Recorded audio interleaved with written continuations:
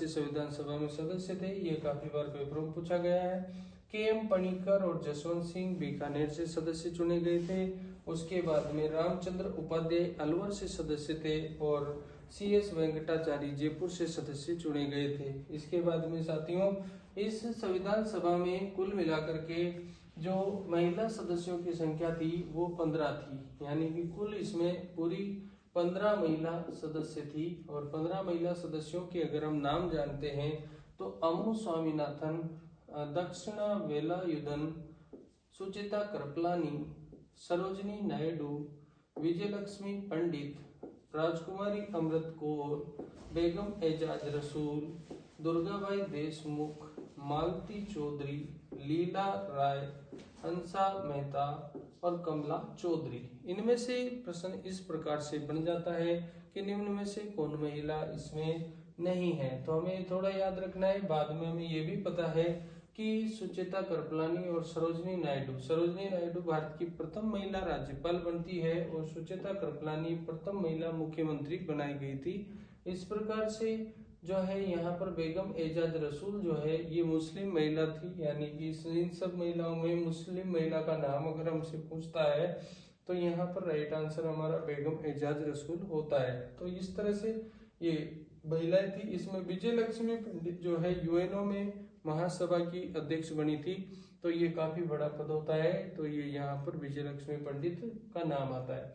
अब साथियों हम संविधान सभा की जो कार्यवाही देखते हैं, इसमें हम देखते हैं कि संविधान सभा की जो बैठकें थी वो कैसे हुई थी। तो यहाँ पर अगर हम बात करते हैं बैठक की, तो संविधान सभा की बैठक जो है प्रारंभ होती है 9 दिसंबर 1946। यहाँ पर 9 दिसंबर को पहली बैठक इसकी होती है 1946 में, जिसमें कुल मिलाकर के 207 सदस्यों ने भाग लिया था।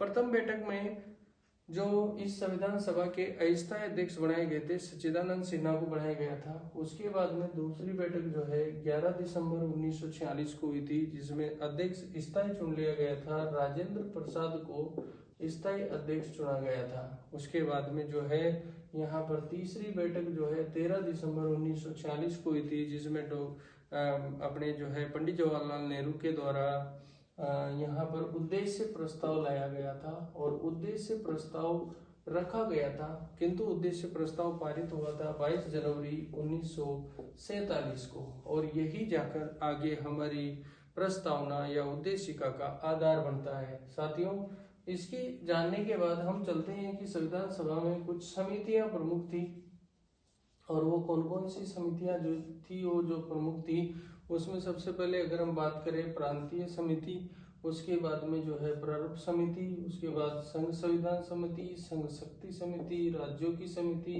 मौलिक अधिकार समिति, ये समितियां थी। जिनके आगे संघ लगा हुआ है उन सभी के अध्यक्ष पंडित जवाहरलाल नेहरू थे। उसके बाद में अगर हम बात करें प्रारूप समिति, तो ये संविधान की सबसे मुख्य समिति थी और इसके अध्यक्ष जो है डॉक्टर भीमराव अंबेडकर थे।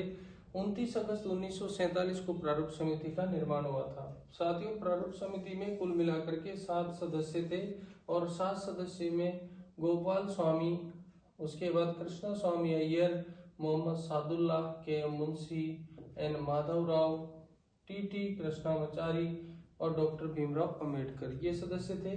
तो यहाँ पर एन माधवराव जो है बीएल मित्र की जगह पे आए थे और टी कृष्णामाचारी जो डीपी खेतान की जगह पर आए थे, क्योंकि डीपी खेतान की मृत्यु हो गई थी तो उनकी जगह पे जो चुना गया था वो टी कृष्णामाचारी को। इस प्रकार से इस समिति में कुल नाम की संख्या जो है 9 आती है, किंतु यहाँ पर सदस्यों की संख्या जो थी वो 7 थी। इसी प्रकार से एक ट्रिक भी हम यूज लेते हैं कि अम्बे ने प्रारूप बनाया। यहाँ पर हम देख लेते हैं अम्बे ने प्रारूप बनाया, यानी कि प्रारूप समिति का अध्यक्ष कौन था, अंबेडकर था। संचालन राजेंद्र ने किया, तो यहाँ पर संचालन जो है उस समिति के अध्यक्ष कौन थे, तो राजेंद्र प्रसाद थे। इसी प्रकार से झंडा वही व्यक्ति फहराता है जो संचालन करता है, तो यहाँ पर झंडा समिति के भी कौन थे, तो वो राजेंद्र प्रसाद ही थे। इस तरह से हम याद करेंगे। और संघ का संविधान जवाहर, यानी कि जहां भी संघ आ जाता है वहां पर हमारा आंसर जवाहरलाल नेहरू हो जाता है। और प्रांतों को पटेल ले गया, तो सरदार वल्लभ भाई पटेल जो है वो प्रांतीय संविधान समिति के अध्यक्ष थे। तो प्रारूप समिति के अध्यक्ष कौन हो गए? अंबेडकर हो गए। संचालन के कौन हो गए? राजेंद्र प्रसाद हो गए। झंडे के कौन हो गए? राजेंद्र प्रसाद हो गए। संघ के कौन हो गए? जवाहरलाल नेहरू हो गए। प्रांतों के कौन हो गए? पटेल हो गए। और प्रांतों के साथ मौलिक अधिकार समिति के जो अध्यक्ष थे वो भी यहाँ पर सरदार वल्लभ भाई पटेल थे। तो इस प्रकार से इनमें समितियां बनाई गई थी और उन समितियों में से अध्यक्ष बनाए गए थे।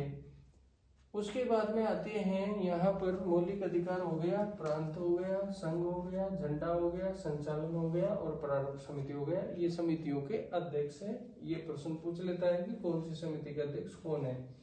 इसके बाद में हमारे पास आता है कि संविधान सभा जो थी इसके द्वारा संविधान का वाचन किया गया। वाचन 3 बार किया गया। प्रथम वाचन जो था इसका 4 से 9 नवंबर को किया गया था।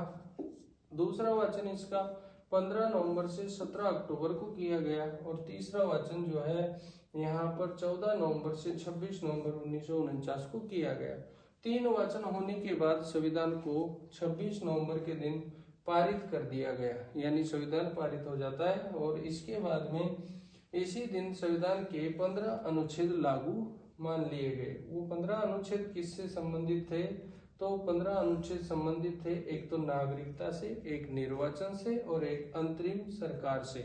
नागरिकता की बात करते हैं तो अनुच्छेद 5, 6, 7, 8 और 9 आर्टिकल जो आते हैं, और निर्वाचन में अनुच्छेद 324 आता है और अंतरिम सरकार में 279, 380 और 391, 392 ये आर्टिकल हमारे अंतरिम सरकार के थे जो 26 नवंबर को ही लागू हुए थे। अतः हमारा संविधान आंशिक रूप से जो है 26 नवंबर को ही लागू हो गया था। अगर हम बात करते हैं कि संविधान का संक्षिप्त नाम कौन से अनुच्छेद में है तो अनुच्छेद 300